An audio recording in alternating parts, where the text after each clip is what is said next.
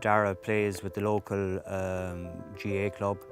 They're in the South final, so we're keen to have everything done and dusted for 6:30, 6:45 and get down to his final training session before the South final.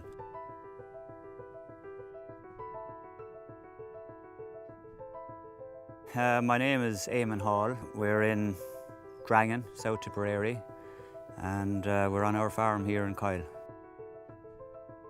Cows, there's no shortcut with cows. You're milking cows 7 days a week, twice a day. The fact that the family are so willing to help and be part of the running of the farm, it just gives you time together, which we mightn't have if they weren't willing to come out and help their dad.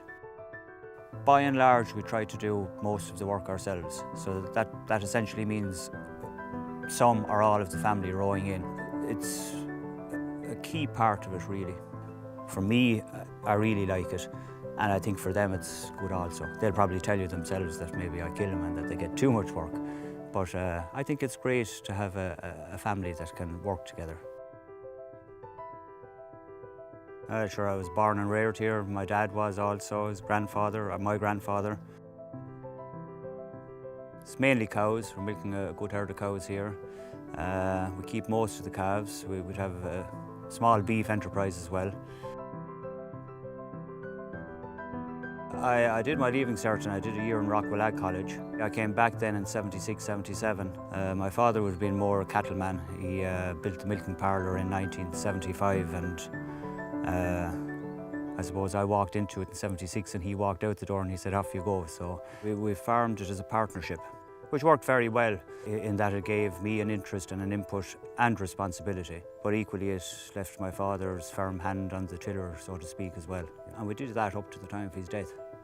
I'm married to Bobby. She's a Clonmel woman, a townie, but we don't hold that against her.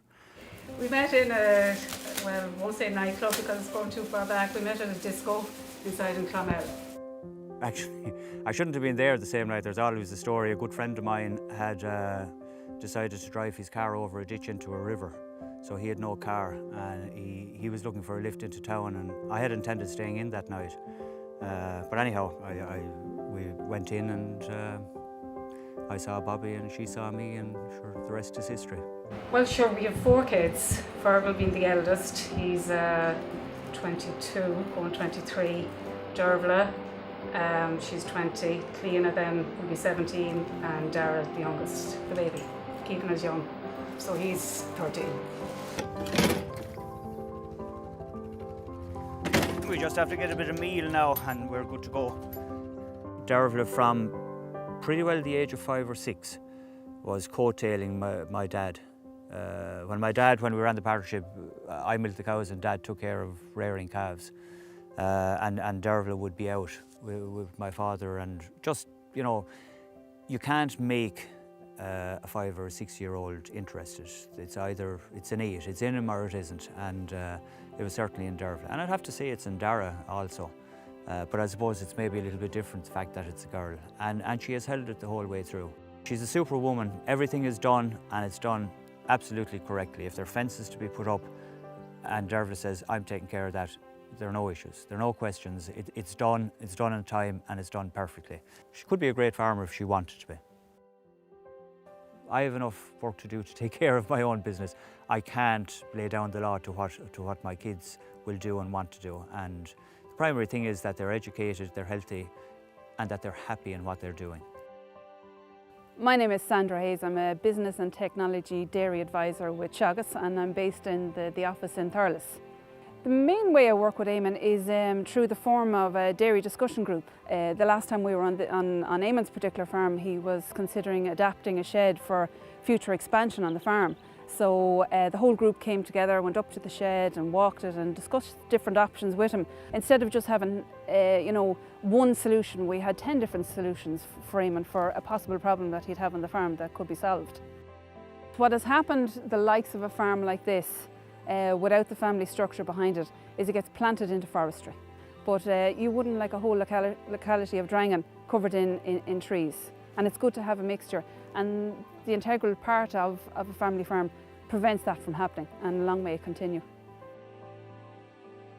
Eamon, he's the custodian. He's here for the period of his lifetime, and he took over the farm from his father. It's up to him to maintain it and improve it if possible and pass it on to the next generation.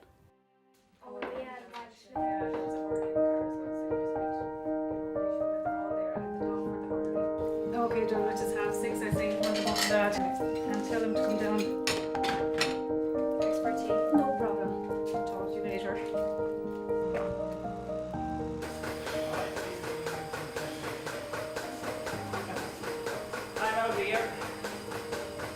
The next best thing to playing when you're gone beyond playing is to be involved with teams. There are 3 of us involved in this under-14 team, and all of us have sons on the team. And there's a great thrill in seeing the excitement and the enthusiasm of this bunch.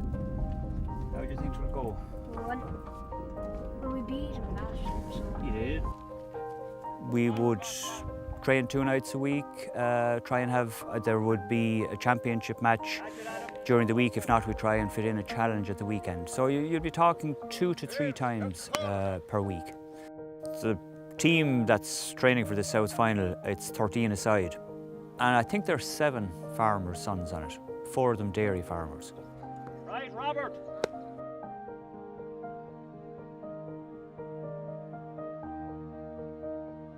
It's in a small place like this, it's the lifeblood, really. It's the lifeblood. The team wins the South final, you know, there's a ripple effect, good feeling.